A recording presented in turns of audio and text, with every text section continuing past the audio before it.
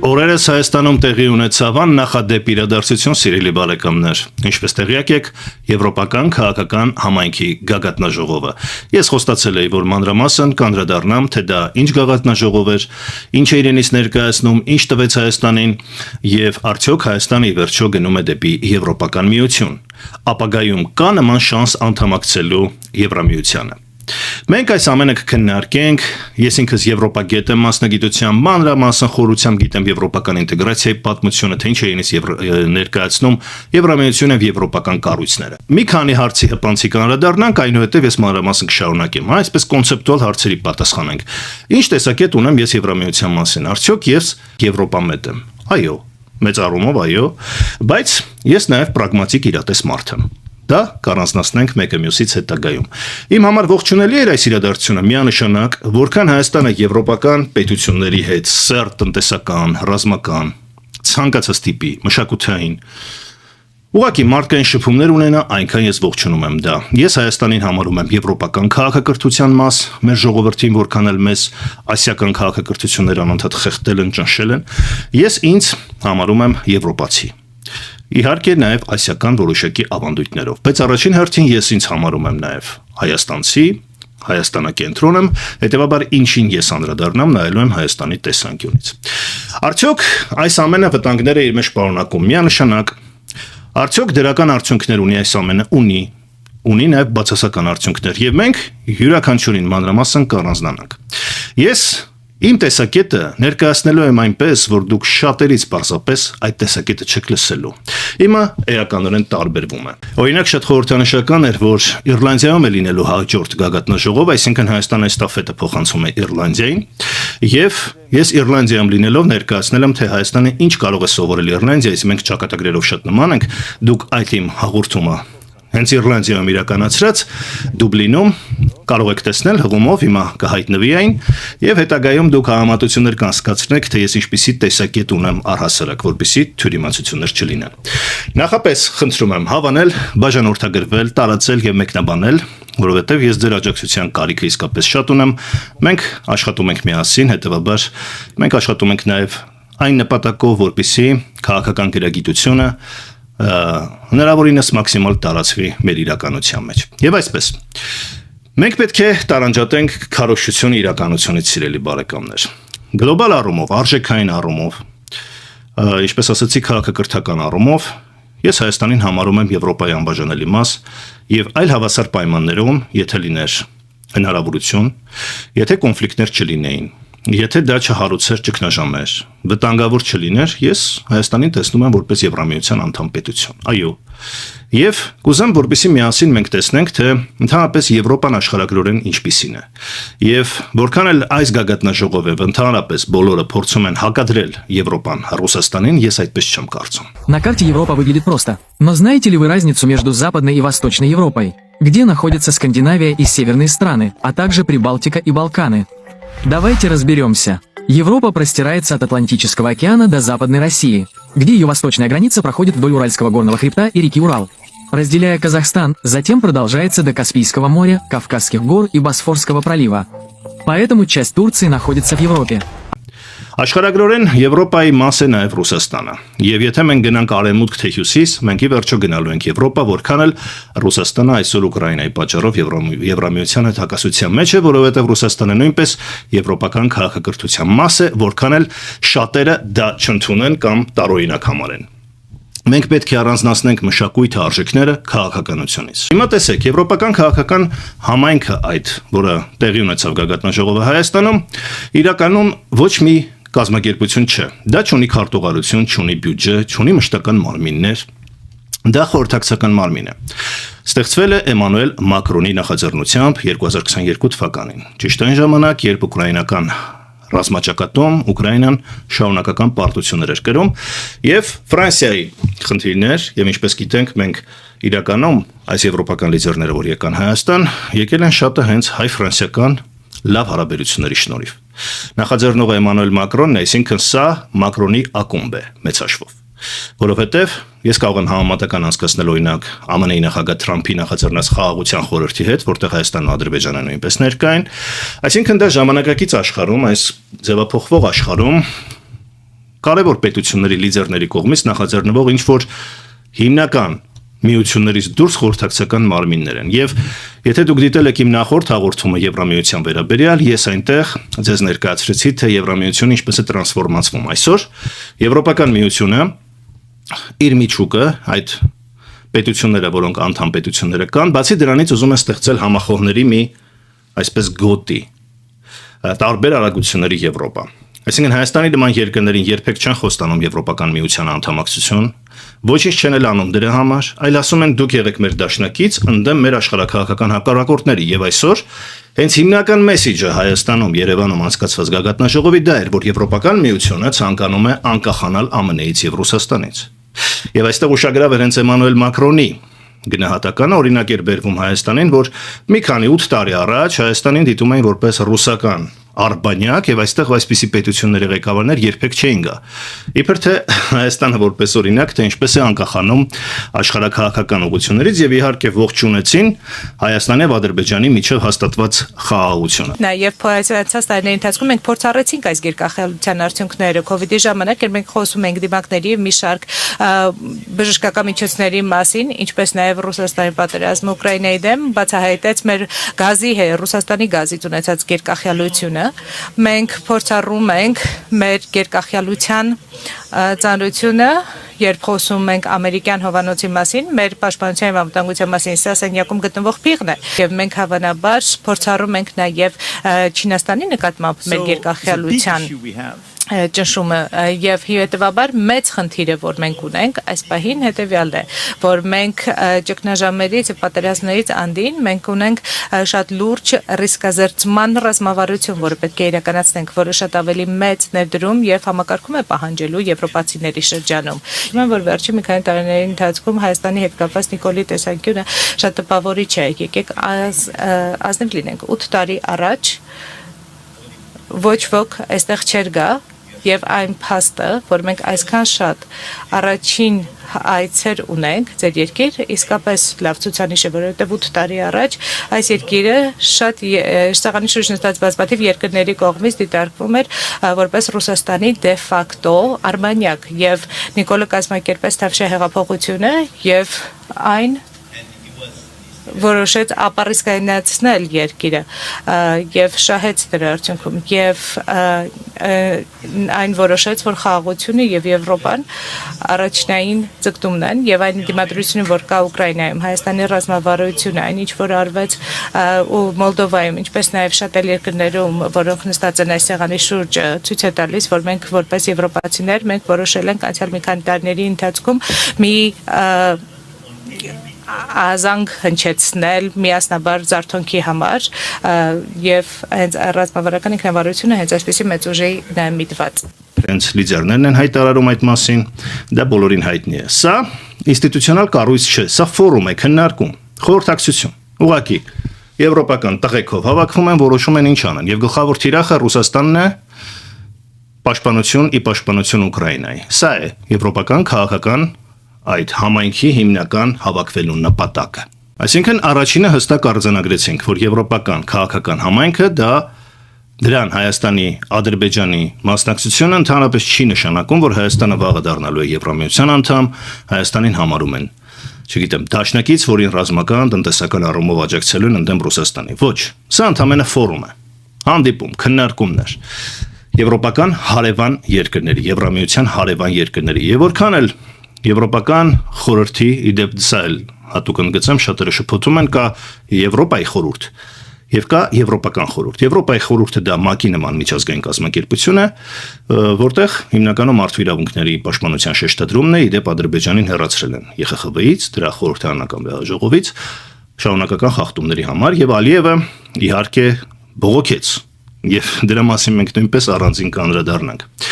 Եվրոպական խորհուրդը դա Եվրամիության կառույց է ոնց որ օրինակ կառավարությունը ոնց որ անվտանգության խորհուրդը հա պետության ինստիտուտ է եւ նրա ղեկավարը ասաց որ Հայաստանը Եվրոպայի սիրտն է բայց իրականում սրանք ընդհանրապես պոպուլիստական հայտարարություններ են հյուրընկալող կողմին սիրաշահելու որովհետեւ Հայաստանը Եվրոպայի սիրտ ոչ քաղաքականապես է համարվում ոչ իրավաբանորեն ոչ էլ որևէ այլ տեսանկյունից որովհետեւ Հայաստանին դիտում են որպես ընդհանրապես Եվրոպայի հարևան պետություն։ Ինչպես ասացի, սա այս հաղորդումը նվիրվելու է եվրոպական քաղաքական համայնքին, իսկ Եվրամիություն Հայաստան գագաթնաժողովին մենք կանադառնանք առանձին հաղորդումով։ Պետք է նկատի ունենալ, որ եվրոպական քաղաքական համայնքի այս գագաթնաժողովը տեղի են ունենում տարին 2 անգամ։ Մեկը Եվրամիության երկրներում, տեսեք, հատուկ նաև այդպես առանձնացրել են։ Եվրամիության անդամ երկրներում, օրինակ հաջորդը, ինչպես ասացի, տեղի է ունենալու Իռլանդիայում։ Մյուսը ոչ Եվրոմիության անդամ երկրում, ինչպես օրինակ Հայաստանում։ Նախորդը տեղի էր ունեցել Ալբանիայում, մյուսը տեղի էր ունեցել Մոլդովայում, հաջորդը կարա տեղի ունենա Ադրբեջանում, բայց օրինակ թեև Հայաստանը հայտարարել է, որ եվրոպական ինտեգրման նպատակ ունի, Ադրբեջանը ընդհանրապես մերժում է ցանկացած բլոկի անդամակցելու որևէ բան։ Եվ Եվրամիությանը իրականում լարված հարաբերություն ունի Ադրբեջանը, բայց Ադրբեջանը ներկայացված է այս համայնքում։ Եվ դժվար է ասել, որ Ադրբեջանը եվրոպական պետություն է, ճիշտ է։ Հետևաբար, սրանց ելնելով արդեն կարելի է պատկերացում կազմել այս կառույցի մասին։ Սա նպատակն է մոբիլիզացնել հնարավորինս Ռուսաստանի հարևանության երկրներին ընդդեմ Ռուսաստանի, որքան հնարավոր է։ Սա է այս կառույցի հիմնական նպատակը։ Եվ Հայաստանը ներգրավելով այս խորհրդակցություններում պետք է հասկանալ, թե ինչ է ստանում Եվրամիությունից։ Եվ արդյունքներից դատելով մենք տեսնում ենք, որ Հայաստանը ոչինչ էլ չի ստանում մեծ հաշվով, բացի քաղաքական աջակցությունից։ Որքան էլ ցավալի լինի դա ընդունել, շատերը կարող են չհամաձայնվել, նեղվել, մեղադրել ինձ չգիտեմ ինչ տեսակետ արտահայտելու մեջ, բայց եկեք նայենք փաստերին, սիրելի բարեկամներ։ Դուք օրինակ վաղը ազատ վիզային ռեժիմ ունենալու եք։ Ոչ։ Դուք վաղը Եվրոպական միության զորքերի կողմից աջակցություն ստանալու եք ընդդեմ Ռուսաստանի կամ Ադրբեջանի։ Ոչ։ Ինչով է Եվրոպամիությունը մեզ օգնում, օրինակ, այս պահի դրությամբ Թուրքիայի հետ հարաբերությունների կարգավորման առումով։ Ինչու է մեզ դիտում ընդհանրապես Մակրոնը խոսում Ռուսաստանից արբանյակ լինելուց եւ չի մտահոգվում, որ Հայաստանը կարող է դառնալ Ադրբեջանի կամ Թուրքիայի արբանյակ։ Սրանք հարցեր են, որոնք մենք պետք է տանք եւ մենք պետք է նաեւ ուշադրություն դարձնենք այն սկզբունքներին, արժեքներին, որ նրանք հռչակում են։ Եվ ես կուզեի առանձնացնել ընդամենը մի քանի կետ։ Ես միայն ուրախ կլինեմ, եթե եվրոպական քաղաքական համայնքի այս խորհրդակցությունը բերեր դրական կոնկրետ արդյունքներ։ Վիզաների ազատականացում, իդեպ սա մի առանձին թեմա է, որին երևի մանրամասն հետո կանդրադառնանք, վիզաների ազատականացում չի նշանակում առանց վիզային ռեժիմ։ Վիզաների ազատականացումը նշանակում է դրա դյուրացում եւ process է դա։ Հսկայական բարեփոխումներ, որոնք վերաբերում են օրինակ կենսաչափական անձնագրերին, որը շուտով կլինի, վերաբերում է սահմանային հսկողությանը, Հայաստանը պարտավորվում է ընդունել խիստ օրենքներ եւ իրականում Եվրամիությունը էլեկտրոնային ճանապարհով վերահսկելու է ցանկացած Հայաստանի Հանրապետության քաղաքացու եւ այսուհետեւ դժվար է լինելու անօրինական միգրացիան։ Իրականում սա հենց Եվրամիության համար է առաջին հերթին, ոչ թե Հայաստանի, որպեսզի կանխվի անօրինական միգրացիան, որպեսզի հնարավորինս շատ քաղաքացիներ լինեն վերահսկելի։ Վիզաների ազատականացումը առաջին հերթին դրա մասին է։ Եվ երբ քաղաքացիները ամբողջությամբ տեսանելի լինեն Եվրամիության համար, մինչև այդ էլ ով վիզա կստանար, ստանալու է։ Հասկանում եք, եւ իսկ ով չի ստանալու, հիմա էլ այսօր էլ, հետո էլ չի ստանալու։ Այսինքն ազատականացումը վերաբերում է դյուրացմանը, հեշտացմանը, որ դուք հերթերում չսպասեք, վճարներն են քչանալու, տրվող ժամկետներն են ավելանալու, այսինքն ով վիզա ստացավ, կարող է միանգամից մուլտիվիզա ստանալ։ Դա է փոխվում, բայց ստացողը ով այսօր էլ ստանում է, հետո է ստանալու, չստացող ով այսօր չի ստանում, հետո էլ չի ստանալու։ Այսինքն այնպես չէ, որ ցանկացած պատահական քաղաքացի ով դիմեց հեշտությամբ վիզա է ստանալու, ուղղակի դյուրացվում են ընթացակարգերը։ Դա կոչվում է վիզաների դյուրացում։ Իսկ առանց վիզային ռեժիմը դա վերջնական նպատակն է, որը անհայտ է Հայաստանը երբ դրան կարող է հասնել։ Մի խոսքով, այս հարցում էլ ես ուզում եմ հստակություն մտցրվի, որպեսզի թյուրիմացություններ չլինեն։ Դուք նայելով եվրոպական քաղաքական այս համայնքի շատ ճոխ, իսկապես շատ գրավիչ, շատ հետաքրքիր, լավ կազմակերպված, ես ասում եմ, սա մեր երկրի պատիվն է, ես միայն ուրախ եմ դրա համար։ Բայց երբ քարոզչություն է մտցվում, որ գիտեք, հեսա որը մենք ազատ մուտք ենք ունենալու Եվրոպա, կարող է մի քանի տարուց դյուրացվի, բայց դուք ազատ մուտք երբեք էլ չեք ունենալու Եվրոպա առանց համապատասխանելու այն բոլոր նորմերին, որոնք կան։ Դա ճանապարհ է, բանակցություններ են, այո, բայց պետք չէ այսօր դա օգտագործել որպես նախընտրական PR ժողովրդի խափելու համար։ Մենք գիտենք, որ ոչ վաղը, ոչ մյուս օր, ոչ էլ հաջորդ տարի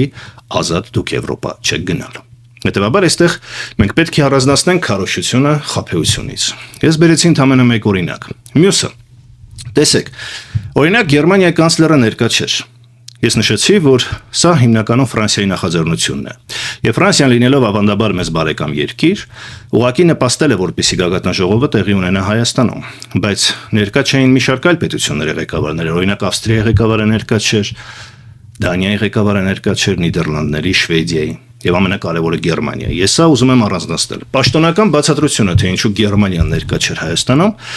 ընդհանրապես այն է, որ ծանրաբեռնված նախապես ինչ որ ծրագրեր են ծանրաբեռնված եղել։ Բայց եթե Եվրոպայի համար սա իսկապես կարևոր է, ինչպես կարող է Գերմանիայի նման պետության համար, դրա ղեկավարի համար, սա կարևոր չլիներ, այսինքն նախապես ծրագրած չլիներ, որովհետև նման գագաթնաժողովները ծրագրվում են ամիսներ, տարիներ առաջ։ Եվ Գերմանիայի կանցլերի բացակայությունը ինքնին վերաբերմունք է։ Ես ուզում եմ, որպեսզի բոլորդ իմանաք, սիրելի բարեկամներ, որ Եվրամիություն չկա առանց Գերմանիայի։ Գերմանիան Եվրամիության թիվ 1 առանցքային պետությունն է, տնտեսական եւ քաղաքական գիգանտ։ Առանց Գերմանիայի չի լինելու ոչ Եվրամիություն, ոչ էլ Հայաստանի անդամակցություն Եվրամիությանը, եւ Գերմանիան բացակայում էր։ Սա, կրկնում եմ, ինքնին վերաբերմունք է։ Եվ պետք է ընկալել այս գագաթնաժողովը որպես ավելի շատ հայ-ֆրանսիական, քան հայ-եվրոպական դաշնակցություն։ Իսկ դաշնակցությունը կրկին վերապահումներով, հետո կասեմ թե ինչու։ Ամենակարևոր հայտարարությունը, եւ որը նաեւ մամուլում շատ հնչեց, Էմանուել Մակրոնի հայտարարությունն էր Հայաստանի վերաբերյալ, որ Հայաստանին դիտարկում են որպես ռուսական արբանյակ։ Սա ինչ-որ իմաստով իրականություն է, այսինքն ինչպես կարող ենք վիճել։ Այո, շատերը Հայաստանին համարում են նաեւ Հայաստանում որպես Ռուսաստանի արբանյակ։ Բայց ես ուզում եմ հասկանալ պարոն Մակրոնի այս կտրուկ վերաբերմունքի փոփոխության հիմնավորումը։ Օրինակ, երբ Հայաստանում 2018 թվականին անցկացվեց ֆրանկոֆոնիայի գագաթնաժողովը, այսինքն Ֆրանսիայի հետ բարեկամների գագաթնաժողովը, Ֆրանսիան Մակրոնը այն ժամանակ էր Հայաստանը համարում ռուսական արբանյակ, եւ հետաքրքիր է ինչպես կարող է ռուսական արբանյակում անցկացվել ֆրանկոֆոնիայի գագաթնաժողով։ Այստեղ Մակրոնը երևի թե այնքան էլ անկեղծ չէ։ Եթե Հայաստանը ինքնիշխան չէր կամ գոնե ինչ որ իմաստով անկախ պետություն չէր ընկալվում, ինչպես կարող է, ես կրկնում եմ, Ֆրանսիայի առաջնորդությամբ գագաթնաժողով տեղի ունենալ 2018 թվականին, որի հետ համաձայնությունը ձեռք էր բերվել դեռ Սերժ Սարգսյանի ժամանակ։ Պատկերացնում եք։ Սերժ Սարգսյանի ժամանակ ձեռք բերված նաև հետո Նիկոլ Փաշինյանի իշխանության գալուց հետո դա տեղի ունեցավ Հայաստանում։ Եթե Հայաստանը համարվում է Ռուսաստանի արբանյակ, պետք է հաշվի առնել ինչ-որ մի չափանիշներ, չէ՞, օրինակ ՀԱՊԿ-ի անդամ է, ԵԱՏՄ-ի անդամ է, Ռուսաստանից տնտեսությունը մեծ կախվածություն ունի։ Տրանսֆերտներ են գալիս, հիմնական արտահանումը հայկական ապրանքների դա Ռուսաստանն է։ Ռուսական ռազմաբազա է Հայաստանում, այսինքն չափանիշներ կան, չէ՞, որի հիման վրա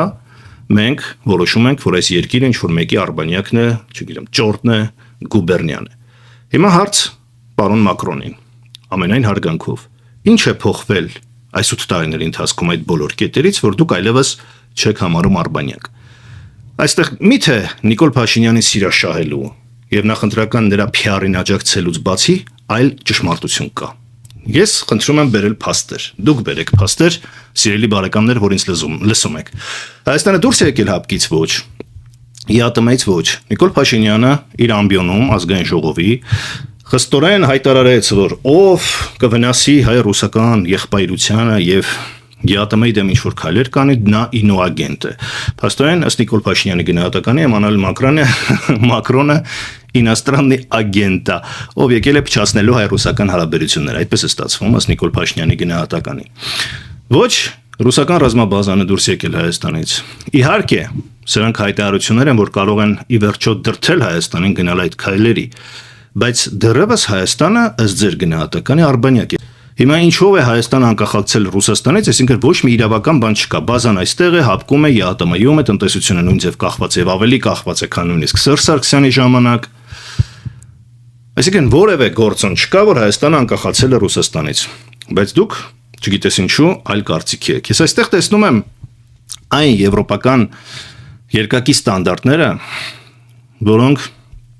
հաճախ են կիրառվում հատկապես Հայաստանի հետ կապված։ Այդ ստանդարտների մասին ես քիչ անց կխոսեմ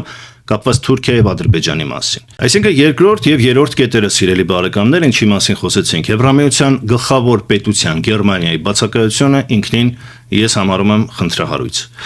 Եվ չեմ համարում, որ Հայաստանին լրջորեն ընկալում են որպես եվրոպական ընտանիքի անդամ, Գերմանիայի վերաբերմունքը համենայն դեպս այդպեսին չէ։ Երրորդը Էմանուել Մակրոնի վերաբերմունքը Հայաստանին, որը մեծ հաշվով քարոզչական է, պոպուլիստական է, բայց հողի վրա առայժմ ոչինչ չկա։ Մենք խոսենք Էմանուել Մակրոնի եւ Ֆրանսիայի աջակցությանը Հայաստան ռազմական առումով, բայց հիմնականում դրանք, ինչպես հենց իրենք են բնորոշում, ոչ մահացու զենքեր են, պաշտպանական զենքեր են, որոնք լուրջ պատերազմի ժամանակ Հայաստանին կարող են ինչ-որ իմաստով զինական առումով, հա, օգտակար լինել, բայց երբեք չեն կարող Հայաստանին պաշտպանության առումով լինել հուսալի ինչ-որ զինատեսակներ։ Սա պետք է մենք հստակ արձանագրենք։ Որքան էլ Նիկոլ Փաշինյանը հիմա պատրաստվում է մեծ զորահանդես ցույց տա։ Ուրեմն ես, սիրելի բարեկամներ, արձանագրում եմ այսօր ինչ է տեղի ունենում։ Վաղ այսօր եթե Հայաստանին իսկապես դիտարկեն որպես ռազմաքաղաքական դաշնակից եւ սկսեն շատ զինել, մենք պետք է հասկանանք այդ զինելը արդյոք բերելու է մեզ հաջողություններ։ Ես ուզում եմ հիմա, որքան էլ շատերին կարող է դա դուր չգալ, հստակ արձանագրենք եվրոպական քաղաքական համայնքի տված օգուտը արդյունքը։ Տեսեք, 2022 թվականին դա ձևավորվել է Ուկրաինայի համար։ Անցել է 4 տարի, Ուկրաինան միայն կորցրել է ավելի շատ տարածքներ։ Այսինքն մենք արձանագրում ենք, որ դեռևս այս խորհրդակցությունը գործնական օգուտ Ուկրաինային չի բերել։ Մենք տեսնում ենք, որ Եվրամիությունը այսօր հենց քննարկումների ժամանակ բողոքում էր Ամերիկայի Միացյալ Նահանգներից, որ ԱՄՆ-ն չի աջակցում իրեն։ Այսինքն այս խորհրդակցության արդյունքում Եվրամիությունը կորցրել է իր գլխավոր դաշնակցին՝ Միացյալ Նահանգներին։ Եվ այսօր էլ եկել են Երևանում եւ հայտարարում են, որ ուզում են անկախանան Միացյալ Նահանգներից եւ Ռուսաստանից, այսինքն ձևավորեն սեփական բևեռ եւ 800 միլիարդ եվրոյի փող են դնելու, որպեսզի սեփական ռազմական կարողությունները զարգացնեն։ Այսինքն, եթե պատկերացրեք, մինչև 2022 թվականը նույնիսկ, այսինքն մինչև Թրամփի գալը, ԱՄՆ-ի աջակցությամբ անգամ Եվրամիությունը չէր կարողանում Ուկրաինային փրկել, վերականգնել նրա տարածքային ամբողջականությունը եւ գոնե կանգնեցնել պատերազմը, հիմա ոնց է կարողանալու դա ինքնուրույն անել։ Սա մեծագույն հարց է։ Եվ այստեղ մենք գալիս ենք երկրորդ եզրակացությանը։ Եվրոպական քաղաքական համայնքը այլ ինչ արդյունքներ է գրանցել։ Արդյունքը մենք գիտենք, երբ տեղի ունեցավ Պրահայի հանդիպումը, Հայաստանի վարչապետը ճանաչեց Արցախ-Ադրբեջանի կազմում եւ սկսեց այն գործընթացը, որը կոչվում է խաղաղության գործընթաց։ Ինչի, որպեսզի գլխավոր Եվրամիության աշխարհակաղակական նպատակն ինչ էր, ապահովել այս տարածաշրջանով անխոչնդոտ անցումը կենտրոնական Ասիայի Ադրբեջանի էներգառեսուրսների դեպի Եվրոպա, ընդդեմ Ռուսաստանի, որպեսզի դիմակային Ռուսաստանին։ Դրա գինը եղավ Հայաստանի կողմից Արցախի ճանաչումը Ադրբեջանի կազմում, այսինքն Հայաստանի վարչապետի, որովհետև Հայաստանը դեռևս իրավաբանորեն դա չի ճանաչել, եւ նաեւ Հայաստանի հետագա տարածքների օկուպացիան։ Եվ որքան էլ որոշ քարոզիչներ, ես փաստեր եմ արձանագրում, կարող եմ դա ապացուցել, հիմնավորել ցանկացած մեկին, կլինի Փաշինյանը, թե նրա աջակիցներից որևէ մեկը։ Եվրամիության դիտորդները երբ եկան Հայաստան,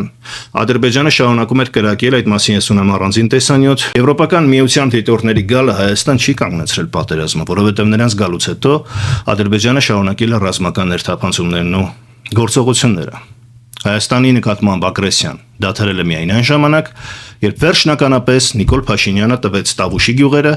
եւ վերջնականապես ճանաչեց Արցախը Ադրբեջանի կազմում։ Միայն դրանից հետո է Ադրբեջանը ստոպ տվել։ Այսինքն բուն եվրոդիտորդների գալը մինչև այսօր չի հանգեցրել Հայաստանի տարածքների դեօկուպացիային ջերմուկից դուրս գալուն։ Եվ այս հարցերը նրանք չեն հասցեագրում։ Եվ այստեղ է, որ ես ուզում եմ խոսեմ այդ երկակի ստանդարտների մասին։ Մենք ցավոք սրտի, ես սա ցավով եմ ասում, ես կուզեի, որպեսզի Եվրամիության հետ Հայաստանի սերտացումը բերեր Հայաստանի հաղթանակներին, այլ ոչ թե պարտություններին։ Մենք արձանագրում ենք, որ եվրոպական քաղաքական համայնքը երկու արդյունք է գրանցել, երկուսն էլ Ուկրաինայի մի կողմից եւ երկրորդը Հայաստանի տարածքների կորուստ, պարտություն։ Այսինքն եվրոպական քաղաքական համայնքի հույսով ապրող երկրները ունեցել են միայն կորուստներ, եւ սա փաստ է։ Կորուստներ այն հակառակորդից, որոնց դեմ իրենք մոբիլիզացվել են։ Ես չեմ արդարացնում Ռուսաստանին, բացարձակապես։ Դուք կարող եք Ռուսաստանին քննադատել ինչքան սրտները տուզի, բայց պետք է նաև հասկանալ, որ Ռուսաստանին քննադատողը եթե ելնում է ժողովրդավարության սկզբունքներից, միջազգային իրավունքից, մարդու իրավունքներից, ճիշտ է։ Ես ձեր ցավն էլ տանեմ, քննադատենք, միանամ ձեզ ինչքան ուզում եք քննադատենք, բայց այդ դեպքում ինչին նույն տրամաբանությամբ չեք քննադատում Ադրբեջանին։ Այդ նույն եվրոպական քաղաքական համայնքի լիդերները, որ հավաքվել են Երևանում, դուք տեսաք ինչպես Ալիևը ելույթ ունեցավ։ Ինչ էր նա ասում։ Նա բողոքում էր Եվրոպական խորհրդարանից։ Այո, Եվրոպական խորհրդարանը ընդունել է մոտ 14 բանաձև Ադրբեջանի դեմ, կապված արցախցիների իրավունքների մասին, Հայաստանի նկատմամբ ագրեսիայի մասին, ռազմագերիների վերաբերյալ, եւ Ալիևը դուրս է եկել եւ հոխորտում է Եվրոպայի վրա եւ այնտեղ որևէ մեկը, բացի հենց Եվրոպական խորհրդարանի ղեկավարից, չի հակադարձում։ Տեսեք, հիմնական լիդերները, որոնք ներկա են Երևանում, Մեծ Բրիտանիայի վարչապետը, Իտալիայի վարչապետը եւ Ֆրանսիայի նախագահը, Խոսում էին հիմնականում Ռուսաստանից անկախանալու, Ռուսաստանի դեմ ինչ-որ ճակատ ձևավորելու մասին։ Եվ առանց քինչն էր, կրկին ասում եմ, այդ երկակի ստանդարտներն է, որը իսկապես թուլացնում է եվրոպական քաղաքականությունը, դարձնում է այն ոչ վստահելի, դարձնում է այն ինստիտուցիոնալ առումով նույնիսկ կասկածելի, արժեզրկվում է։ Ինչն է խնդիրը։ Ռուսաստանին ասացի, ինչպես ուզում եք քննադատենք, հարց չկա։ Բայց ինչու նույն եվրոպաշտոնյաները չեն քննադատում Ալիևին, Ադրբեջանին, որ Հայաստանի շարունակում է շանտաժի ենթարկել, եւ եթե այդքան խաղաղություն է հաստատվել, ինչպես ասում են, ինչի հենց Ադրբեջանի նախագահը ներկա չէր Երևանում, թող գար իր խաղաղության ժեստը, իր բարեկամական ժեստը ցույց տար։ Բայց նա շարունակում է Հայաստանը անվանել Արևմտյան Ադրբեջան, ինչը ագրեսիվ պատերազմի հռետորաբանություն է, ինչու դա չի դատապարտվում եվրոպական մեր սիրելի գործընկերների կողմից։ Դա արդյոք ժողովրդավարական է, միջազգային իրավունքից է բխում, մարդու իրավունքների մասին է, ոչ։ Ինչու հստակ, պաշտոնական, ես չեմ ասում եվրոպական խորհրդարանի, լավ է, որ դա էլ կա։ Բայց եվրոպական խորհրդարանը խորհրդակցական մարմին է, այնտեղ ինչպես նշեց նախագահը, անկախ падգամավորներ են, քաղաքականություն չի որոշում։ Եվրոպական խորհրդարանի որոշումները ունեն քարոզչական ազդեցություն, եւ դա լավ է, որ կա։ Ես չեմ ասում, չեմ ուզում արժեզրկեմ, բայց հենց ինքը Նիկոլ Փաշինյանը այդ եվրոպական խորհրդարանի որոշումները անտեսած ունի։ Եվ հետևաբար անտեսած ունի նաև ամբողջ Եվրամիությունը։ Հետևաբար իմ հարցն եմ ուղղում, ինչու նույն ջանասիրությամբ, ինչպես Ռուսաստանին չեք մեղադրում Ադրբեջանին Հայաստանի տարածքները օկուպացնելու վերաբերյալ։ Ինչու չեք մեղադրում թշնամանքի քարոզը շարունակելու ռազմագերիներ կոչվածի այդ ֆարսը դադարեցնելու վերաբերյալ։ Կամ Արցախում տեղի ունեցած էթնիկ զտումները, մարդկանց տեղահանությունը 120,000-ի, ինչու հստակ պաշտոնական գնահատական չեք տալիս եւ չեք դատապարտում նույն եվրոպական արժեքների եւ մարդու իրավունքների տեսանկյունից։ Այսինքն Ռուսաստանը Եվրոպա չէ, ըստ որ ես ցույց տվեցի ձեզ, որ աշխարհագրորեն Ռուսաստանը Եվրոպայի մաս է համարվում։ Եվրոպան աշխարհագրորեն ավարտվում է Ուրալյան լեռներով մինչև Սև ծով։ Այսինքն Ռուսաստանը Եվրոպա չէ, Ադրբեջանն է Եվրոպա։ Խնդիր չկա Ռուսաստանին քննադատեք, համարեք հանցագործ միջազգային իրավունքի բան, ձեր իրավունքն է, բայց ինչի նույն սկզբունքները չեք որդեգրում մյուսների հարցում։ Ադրբեջանը ավելի Եվրոպա է, հա։ Եվ ինչու մեզ, եթե մենք տեսականորեն համարենք, մաս ենք կազմում հակառուսական կոալիցիայի, ինչը իրականում այդպես չէ եւ չէ կարող լինել, եւ այստեղ է հենց ֆարսը քարոզչական, որ մեր ժողովրդին խափում են, որովհետև Հայաստանը շարունակում է լինել ՀԱՊԿ-ի ԱՏՄ-ի անդամ, եւ հայ-ռուսական պայմանագրերը մինչև այսօր գործում են։ Այսինքն կա քարոզչություն, կա կենաց, կա իրականություն։ Բայց տեսականորեն ենթադրենք Եվրոպան հիմա մեզ համոզում է, որ մենք ռուսների դեմ դուրս գանք։ Ինչ ենք մենք ստանում դրա դիմաց, սիրելի բարեկամներ։ Հենց սա է, որի պատասխանը չկա, որի պատասխանը չի տալիս ոչ Նիկոլ Փաշինյանը, ոչ որևէ մեկը։ Հայ-ադրբեջանական հարաբերություններում, բացի որ մեզ չգան ադրբեջանցի կսպանեն, մենք ուրիշ ինչ ենք ստանում։ Բացարձակապես ոչինչ։ Մեր շահերը պաշտպանվում են, ոչ, երաշխավորություն կա խաղաղության, ոչ։ Թուրքիայի պահանջը Հայաստանից առաջին նախապայմանը, նույնիսկ հայ-թուրքական արձանագրությունները ավելացնելու հիշում եք։ Ղարաբաղի հարցում Ադրբեջանի պահանջները կատարելն էր։ Հայաստանի վարչապետը կատարել է, բայց մինչև այսօր հայ-թուրքական սահմանը փակ է։ Երբ պետք է բացվեր դրանից նույնիսկ հաջորդ օրը տեխնիկական որևէ խնդիր չկա իրականում եւ ընդհանրապես որևէ խնդիր չկա, որպեսզի դադարեցնի Թուրքիան Հայաստանի ապօրինի շրջափակումը։ Եվ արդյոք Եվրամիության մեր սիրելի գործընկերները նույն ժողովրդավարության, մարդու իրավունքների, միջազգային իրավունքի տեսանկյունից ասելիք չունեն Թուրքիային։ Ռուսաստանը, այսինքն Եվրոպա չէ, Թուրքիան է Եվրոպա։ Հասկանալի է, չէ, սիրելի բարեկամներ, իմ դիրքորոշումը, որը տարբերվում է շատ-շատերից։ Այսինքն ես ունեմ եվրոպական ինտեգրացիայի ջատագով եմ ինքս եվրոպագետ լինելով։ Միաժամանակ ես իրագտես եմ պրագմատիկ եւ ելնում եմ Հայաստանի շահերից։ Հարց չկա, ինչ ենք մենք ստանում։ Բացի կենացներից, գեղեցիկ խոսքերից, սիրուն միջոցառումներից, պոպուլիստական հանդիպումներից, ծափողջություններից, համերգներից, բացի ռեալ հողի վրա ինչ ենք ստանում։ Միստրալներից, պաշտպանական այդ թույլ զինատեսակներից բացի տնտեսական ինչ ներդրումներ ենք ստանում։ Ես առանձին կանադառնամ Հայաստան Եվրամիություն գագաթնաժողովին եւ դրա արդյունքներին, բայց մենք հիմա այժմ խոսում ենք հենց եվրոպական քաղաքական համայնքի մասին։ Ես ցավալիորեն եմ արձանագրում, որ այդ PR ակցիան իր արդյունքների հետ ուղղակի համատեղելի է։ Լավ էր, գեղեցիկ էր, ողջունելի է։ Ինչքան շատ նման միջոցառումներ լինեն, այնքան լավ։ Հայաստանի պատիվն է, ես միայն ուրախ եմ, անկախ նրանից Նիկոլ Փաշինյանն է ղեկավար, թե որևէ մեկը իմ համար մեկ իմ Հայաստանի հեղինակությունը պատիվ արտաքին աշխարհում շատ գնահատալի է։ Հայաստանում պետք է անցկացվեն բազմաթիվ տարբեր միջոցառումներ, սպորտային, մշակութային, միջազգային բնույթի։ Ես միայն ուրախ եմ։ Բայց մենք խոսում ենք քաղաքականության մասին։ Եվ երբ դուք ուռճացնում եք այդ ամեն ինչը, փորձելով ժողովրդին խաբելով նախընտրական PR անել, ես սա եմ տեսնում այստեղ այլանդակությունը։ Եվ ուզում եմ այդ մասին ձեզ տեղեկացնել, սիրելի բարեկամներ, որ մի խափնվեք այդ քարոզին։ Նիկոլ Փաշինյանը կապ չունի Հայաստանի եվրոպական ապագայի հետ։ Եվ երկրորդ, այսինքն սա գլոբալ առանձին մի փաթեթ էր, երկրորդ գլոբալ փաթեթը, որի մասին շատ հպանցիկ կասեմ, եվրոպացիների գլխավոր սխալն է, որ հույսը դրել են Նիկոլ Փաշինյանի վրա։ Եվ սա ցավալի իրողություն է, որովհետև Եվրամիությունը, որպես դեմոկրատական ինստիտուտ եւ մարդու իրավունքների պաշտպանության հարցերում, ընդհանրապես միջազգային իրավունքի պաշտպանության հարցերում պետք է աշխատի նաև ընդդիմության հետ։ Եվ ընդդիմության շարքերում նույնպես ունենա դաշնակիցներ։ Փորձագիտական լրատվական համայնքում նույնպես պետք է ունենա դաշնակիցներ։ Եթե Եվրամիության լիդերների հույսը Նիկոլն է, վախենամ նրանք կձախողվեն։ Այո։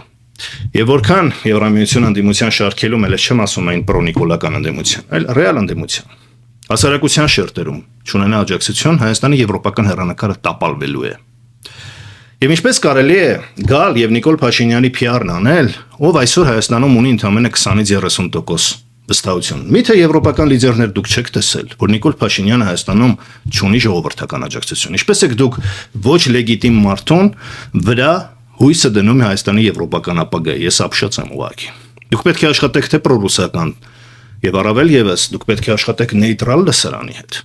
Հայաստանում այսօր կա 60-70%, ով մերժում է բոլոր տեսակի քաղաքական ուժերին Հայաստանում։ Դուք նրանց հետ ինչի՞ չեք աշխատում։ Այն ուժերի հետ, այն այլընտրանքային երիտասարդական ուժերի հետ, որոնք Հայաստանի ապագան են։ Եվ այստեղ եմ ես տեսնում Եվրոպական միության ոչ հեռատես քաղաքականությունը, որովհետև նրանք ընդհանրապես լուծում են կարճաժամկետ խնդիր։ Ադրբեջանից, Կենտրոնական Ասիայից գազ նավթ վրաս քաշել, Ռուսաստանի հետ մի ձև պատերազմելով ուրիշի հողի վրա, վերջում իր հետ պայմանավորվել ու այս փոքր պետություններին գցել բախտի կամաջուկին։ Գալու է չէ այդ օրը։ Մի անգամ չի չէ, որ այդպես է եղել, սիրելի եվրոպացիներ։ Միշտ է եղել այդպես։ Հետևաբար, սիրելի հայ ժողովուրդ, պետք է լինել իրատես։ Երբեք եվրոպական լիդերներին չպետք է նույնացնել Եվրոպայի եւ եվրոպական քաղաքակրթության եւ Եվրամիության հետ, որովհետեւ նրանք իրենց երկրներում էլ ունեն ժողովրդականության լուրջ խնդրեմ։ Մակրոնը այս անգամ կարող է չվերընտրվել։ Եվ այնպես չէ այն լիդերները, որոնք եկան, ուղղակիորեն ներկայացնում են ամբողջությամբ, հա, լեգիտիմորեն, այսինքն վստահությամբ ներկայացնում են իրենց ժողովուրդներին։ Իրենց ժողովուրդները նույնպես դժգոհ են նրանց քաղաքականությունից։ Եվ ես ուզում եմ, որպեսզի դուք իմանաք, որ եվրոպացիները եւ հենց եվրոպական երկրները այնպես չէ, որ միշտ ցանկանում են Ռուսաստանի հետ պատերազմի մեջ լինել։ Վաղը միսուր այդ երկրները եւ Ռուսաստանի հետ պայմանավորվելու են։ Եվ ինչ է լինելու հետո։ Այս արանքում մենք կարող ենք պետականություն կորցնել եւ գիտեք ինչն է այստեղ, որ վերջում ուզում եմ ես նշել։ Երբ ամենաշատը ով գոռաց, որ ինչ որ բան է անում Հայաստանի համար բարերի մակարդակում, դա Նիկոլ Փաշինյանն էր։ Ով գոռաց, որ Արցախը դա Հայաստան է, դա Նիկոլ Փաշինյանն էր, բայց Արցախը դարձավ Ադրբեջան, ճիշտ է։ Եվ հիմա ես չեմ ուզում, որպեսզի Եվրամիություն գոռալով մենք վերջում դառնանք իսկապես ռուսական գուբերնիա։ Սա է այն քաղաքականության արդյունքը, որ բերելու է Նիկոլ Փաշինյանը, որովհետև ընդունելով Զելենսկուն, դառնալով հարթակ հակառուսական, նա Եվրամիությունից ու Արևմուտքից ոչինչ չի ստանում։ Սա է խնդրեմը, որի մասին ես ահազանգում եմ, սա Հայաստանակենտրոն մոտեցում է։ PR-ի տեսանկյունից լավ էր, բայց գործնական տեսանկյունից զրո արդյունք։ Սա է, որ ես ուզում եմ, որպեսզի մենք արձանագրենք, եւ ես սա ցավով եմ արձանագրում։ Հետևաբար, իմ վերդիկտը որպես եվրոպակետ հետևյալն է։ Մենք չպետք է թույլ տանք, որ Հայաստանի եվրոպական ապագան կախված լինի միայն Նիկոլ Փաշինյանից կամ այսօրվա եվրոպական լիդերներից։ Մենք որպես ժողովուրդ, հասարակություն պետք է վերջո կայանանք որպես քաղաքացիական հասարակություն։ Եվ մեր մատը միշտ դրված լինի պուլսի վրա երկրի եւ թույլ չտանք մեզ խաբել, մոլորեցնել եւ տանել իրենց խարդավանքների մեջ միայն իրենց քաղաքական շահերը սպասարկելու, այսպես լիդերներով, տեսեք։ Հանգիստ ֆրֆռում են, համերգներ, ուրախ երգում ապարում են, բայց ունենք 120,000 փախստական Արցախից, միլիոնավոր ուկրաինացիներ դարձել են փախստական, հսկայական հազարավոր զոհեր ռազմաճակատում, բայց իրենք գալիս են Երևան, գեղեցիկ համերգներ, խրախճանքներ, զվարճանքներ։ Սա է քաղաքականության այդ այլանդակությունը, որ մենք տեսնում ենք, հա։ Ինչ եք դուք կոնկրետ բերում ժողովուրդներին։ Սա պետք է միշտ հնչի։ Խնդիր չկա, մենք սիրում ենք քեզ Մակրոն, Ֆրանսիա, Շանսոն, ընտիր է։ Բայց հողի վրա ինչ կա եղբայր։ Ինչ ենք պայմանավորվում հողի վրա։ Քանի եվրոպական ընկերություն է գալու Հայաստան ներդրում անի, ստեղծի աշխատատեղեր, թե էլի հույսներս պետք է լինի Ռուսաստանը։ Այսինքն եվրոպական կենացներ ասենք, բայց ռուսական կապիտալը միայն լինի։ Իհարկե վճռորոշ պետք է լինի Հայաստանի ղեկավարի դիրքորոշումը, բայց մենք տեսնում ենք նրա վախկոտ մոտեցումը։ Ոչ անկեղծ մոտեցումը։ Գնում է Պուտինին երաշխավորում է, որ Հայաստանը չի գնալու Եվրամիություն, գնում է Եվրամիություն, ասում է, որ Հայաստանն ուզում է փոխվել Ռուսաստանից։ Ասում է, որ Ռուսաստանի դեմ ոչինչ չի անելու, Հայաստանը չի ցանկանում գժտվել Ռուսաստանի հետ։ Զելենսկուն է կանչումով Երևանից սպառնում է մայիսի 9-ին Կարմիր հրապարակում դրոններով խփել ռուսներին։ Սա մի վտանգավոր քաղաքականություն է,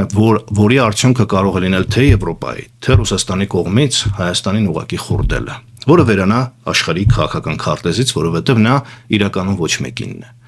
Խանգարում է բոլորին, օգուտ չի տալիս ոչ մեկին։ Սա է Հայաստանի այսօրվա դիրքավորումը։ Եվ ես պարտավոր եմ դա զգուշացնել, սիրելի բարեկամներ։ Հետևաբար, կամ գնում ես հստակ եվրոպական ուղղությամբ, կամ հայտարարում ես քեզ չեզոք երկիր, ինչպես Ադրբեջանը։ Ադրբեջանը իրեն հայտարարում է չեզոք երկիր, ոչ Եվրոպա, ոչ Ռուսաստան։ Իրավահավասար հարաբերություններ։ Դա Ադրբեջանի մոդելն է։ Վրաստանը, տեսեք, հայտնվեց խնդրի մեջ, որովհետև ուզում էր գնալ Եվրոպա, հետո նա հանջարեց եւ ստացավ եվրոպական սանկցիաներ, արդյունքում չդարձավ նաեւ Ռուսաստանի դաշնակից։ Եվ Վրաստանը այսօր ուղղակի վակուումի մեջ է։ Հայաստանի դեպքում այդպես չի լինելու, որովհետև առանց Հայաստանի Եվրոպան կարող է Վրաստանով հարցեր լուծել։ Հետևաբար մենք լինելու ենք հենց ամենաառաջին զոհաբերվողը այս բարդ խաղում, եթե ընտրության առջև կանգնի Եվրոպան եւ Ռուսաստանը, թե ում զոհաբերեն։ Սա պետք է գիտակցել։ Եվ պետք է գնալ հստակ պայմանավորվածությունների քաղաքական աջակցության դիմաց, ոչ միայն քաղաքական, այլև տնտեսական աջակցություն, որովհետև Հայաստանի խնդիրն ինչն է։ Հայաստանի խնդիրը Թուրքիայի, Ադրբեջանի թշնամությունն է եւ Ռուսաստանի հնարավոր պատիժը։ Կարող եք արդյոք դուք դա բացառել։ Մենք տեսնում ենք, որ ոչ Ռուսաստանի դեմ է Եվրամիությունը մեզ պատրաստան վերապահորեն աջակցել, ոչ էլ կարողանում է Ադրբեջանի եւ Թուրքիայի հարցում հայանպաստ որոշումներ բերել։ Իսկ սա խնդրեմ է։ Սա խնդրեմ է, որի մասին պետք է խոսել։ Եվ ես այն քչերից եմ, թերևս, որ օբյեկտիվորեն նայում է։ Ես հակաեվրոպական քարոզ չեմ անում, որովհետև իմ ինքնությունը ինքնին եվրոպական է։ Եւ ոչ էլ հակառուսական տապոր քարոզ եմ անում, որովհետև Ռուսաստանում իմ պետություն է, որի հետ պետք է հաշվի նստել։ Ես նայում եմ Հայաստանի շահերից։ Ինչ տվեց դա մեզ որպես պետություն եւ ժողովուրդ, բացի PR-ը։ Մենք շարունակենք, հետևեք, բաժանորդագրվեք, ձեր մեկնաբանությունները թողեք։ Ես կշարունակեմ այս թեման Եվրամիություն Հայաստան գագաթնաժողովի վերաբերյալ, նաև մեկ առանձին հաղորդումով կանդրադառնանք գլոբալ Ռուսաստանի արձագանքին, ինչպես ռուսները արձագանքեցին եվրոպական, արևմտյան մեդիայի արձագանքին, այսինքն մենք կնայենք, թե Հայաստանին ինչպես են ընկալում կողքից այս գագաթնաժողովի արդյունքում, եւ դրանից կանենք նաև մնացած հետևությունները։ Ինչպես նաև սիրելի բարեկամներ կարող եք աջակցել այս նախագծին, ուղարկելով ձեր աջակցությունը այն ռեկվիզիտներով, որը տրամադրված է այս տեսանյութի տակ։ Շնորհակալ եմ բոլորիցդ, շուտով նորից կհանդիպենք։